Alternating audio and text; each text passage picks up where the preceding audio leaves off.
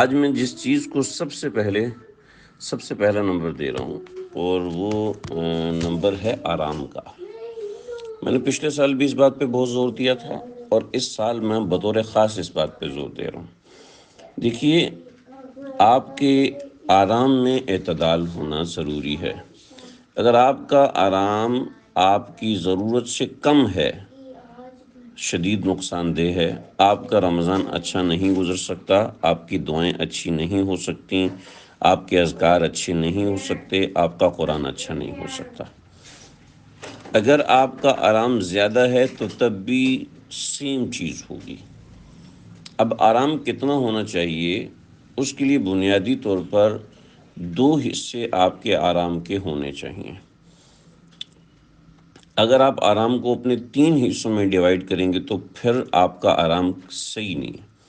آپ اپنے آرام کو 2 حصوں میں ڈیوائیڈ کریں اور کبھی ضرورت پڑ گئی تو 3 حصوں میں ڈیوائیڈ کریں۔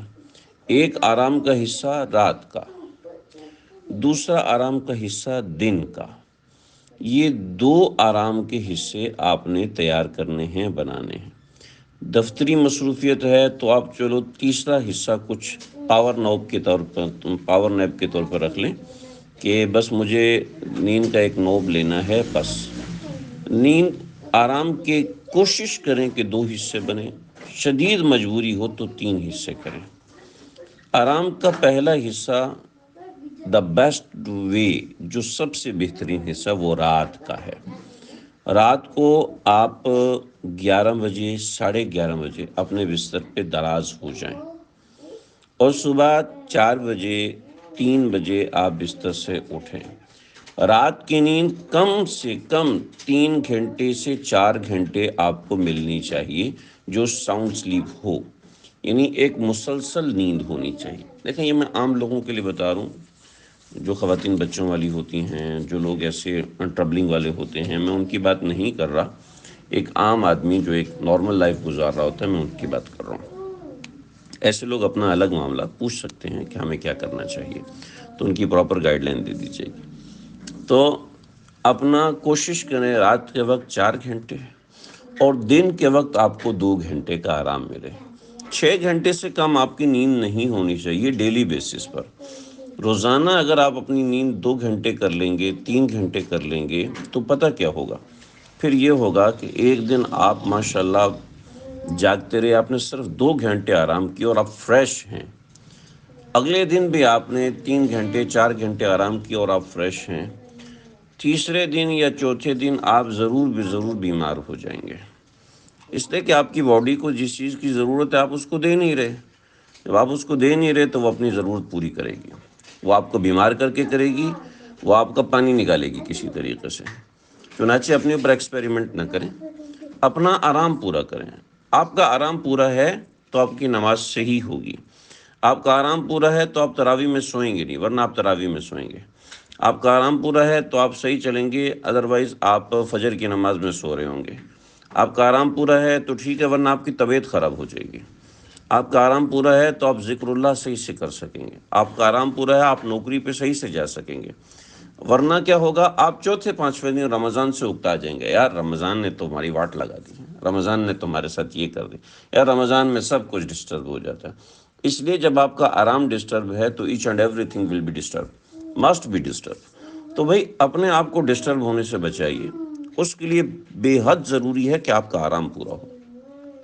آپ کا آرام پورا ہوگا تو آپ صحیح ٹھیک طریقے سے آرام کر پائیں گے۔ آپ کا آرام پورا نہیں ہوگا تو آپ دیگر اعمال کو بھی صحیح نہیں کر پائیں گے۔ اس بات کی شورٹی لے لیں۔ چنانچہ رمضان گزارنے میں سب سے پہلی چیز آپ نے جو چیز دیکھنی ہے وہ اپنا آرام دیکھنا ہے، اور وہ آرام 6 سے 7 گھنٹے ہو، 8واں گھنٹہ نہیں ہونا چاہیے، ٹھیک ہے؟ ہاں کوئی بوڑھا ہے تو ٹھیک ہے، وہ 8 گھنٹے کی نیند لے، لیکن اس سے زیادہ نیند نہ لے۔ جوان کو نیند زیادہ آتی کیونکہ وہ محنت زیادہ کرتا ہے، ان کو چاہیے 6 سے 7 گھنٹے سے اوپر نیند نہیں لینی، اور نیند کے کوشش کرے کہ 2 حصے بنائے، 3 حصے نہ بنائے۔ عام طور پہ ہم 3 حصے بناتے ہیں، رات کے وقت 2 گھنٹے سوتے ہیں، اور پھر فجر کے بعد سوتے ہیں ماشاءاللہ 5-6 گھنٹے، اور پھر عام طور پہ عصر کے بعد عصر سے پہلے سوتے ہیں۔ اب اب یہ جب صبح سو لیتے ہیں 10 بجے اٹھ جاتے ہیں اور پھر تراویح تک جاگتے رہتے ہیں، تو مغرب کے وقت افطار کرتے ہیں، اس میں روح افزا پیتے ہیں، تو کیا ہوتی ہے، وہ شوگر ہائی ہوتی ہے تو جسم انسولین پیدا کرتا ہے. جب جسم انسولین پیدا کرتا ہے تو انسان کو غنودگی ہوتی ہے، نیند آنے لگتی ہے. اس کا اثر تراویح میں ہوتا ہے، اور ہم ماشاءاللہ ہم تراویح میں لوگوں کے جھٹکے دیکھ رہے ہوتے ہیں، خود ہمیں بھی بعض دفعہ آ جاتے ہیں. تو آرام کے یہ دو بیسٹ ٹائم ہیں، ایک رات کے وقت 4 گھنٹے نیند لی جائے، اور دوسری دن کے وقت 2 گھنٹے نیند لی جائے. یہ بہترین وقت ہے. بعض لوگ یہ کرتے ہیں کہ پوری رات جاگتے ہیں اور پھر فجر کے بعد سوتے ہیں، تو ان کا یہ مسئلہ ہوتا ہے کہ پھر ان کو چونکہ عصر کے وقت قیلولہ ان کا نہیں ہوتا، تو پھر ان کو افطار کے بعد نیند آتی ہے اور پھر بڑی پریشانی ہوتی ہے. اور یہ معمول خراب ہونے سے طبیعت خراب ہوتی ہے. جسم کو رات کی نیند انتہائی ضروری ہے. جسم جب رات کی نیند نہیں لیتا تو اس کا نقصان ہوتا ہے. آج کی بنیادی اور اہم اور ضروری چیز آرام ہے. آپ کا آرام پورا ہے، اس کے ساتھ آپ 1 پارہ پڑھ رہے ہیں، انف. آپ کا آرام پورا ہے، اس کے ساتھ آپ 4 رکعت نفل پڑھ رہے ہیں، ٹھیک ہے، کوئی بات نہیں. آپ کا آرام پورا ہے، آپ 10 تسبیح کی بجائے 2 تسبیح کر رہے ہیں، کوئی بات نہیں. آپ اپنے آپ کو اعتدال میں رکھیں. کوئی بھی اوور ریئیکٹ کرنے کی ضرورت نہیں ہے، کوئی بھی زیادہ شور مچانے کی ضرورت نہیں ہے.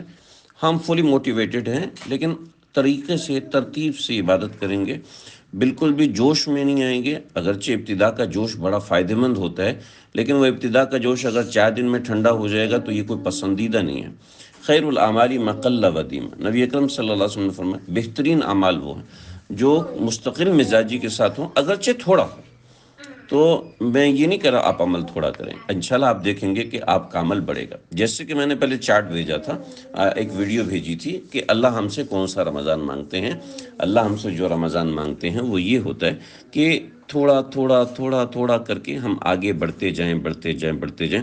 وہ ویڈیو میں دوبارہ موٹیویشن کے لیے دوبارہ یہاں پر بھیج رہا ہوں، تاکہ آپ لوگ اس کو دیکھیں، سمجھیں، جو نئے لوگ ہیں وہ اس کو بھی سمجھیں. تو آرام بہت ضروری ہے، اور آرام اپنے ٹائم پر ہونا چاہیے. 2 حصوں میں ہونا چاہیے. کوئی شدید مجبوری ہو جائے تو چلو ٹھیک ہے 3 حصوں میں کرے، لیکن آرام ضرور کرے. 3 حصوں میں ڈسٹربنس ہو جائے گی. اگر 3 حصوں میں لے تو 7 گھنٹے نیند پوری کرے، 2 حصوں میں لے تو 6 گھنٹے نیند پوری کرے. یہ سب سے اہم چیز ہے، اس لیے میں نے آج کی انتظامی ترتیب میں اس کو سب سے پہلے رکھا ہے. تو یہ دیکھیں، آج کی جو باتیں ہوں گی وہ انتظامی ترتیب کے حساب سے بڑی اہم ہوں گی، بڑی ضروری ہوں گی. آپ ان کو غور سے سمجھیں، کوشش کریں کہ ان کو اپنے پاس مینیج کریں. اور مینیج کرنے کے حوالے سے میں بتا چکا ہوں کہ کاغذ کے اوپر اس کو نوٹ کریں اور کاغذ کے اوپر بنائیں، اور اپنے آپ کو باؤنڈ کریں کہ مجھے اس ترتیب کے مطابق ہی چلنا ہے. اس ترتیب سے مجھے ذرا برابر آگے پیچھے نہیں ہونا. میں ہٹوں گا تو میرا ہی نقصان ہے، اور اگر ہٹ بھی جائیں تو کوئی گھبرانے کی بات نہیں ہے. آپ رابطے میں رہیں گے، انشاءاللہ موٹیویٹ بھی ہوتے رہیں گے، آگے بھی بڑھتے رہیں گے. انشاءاللہ رمضان بہت اچھا گزرے گا.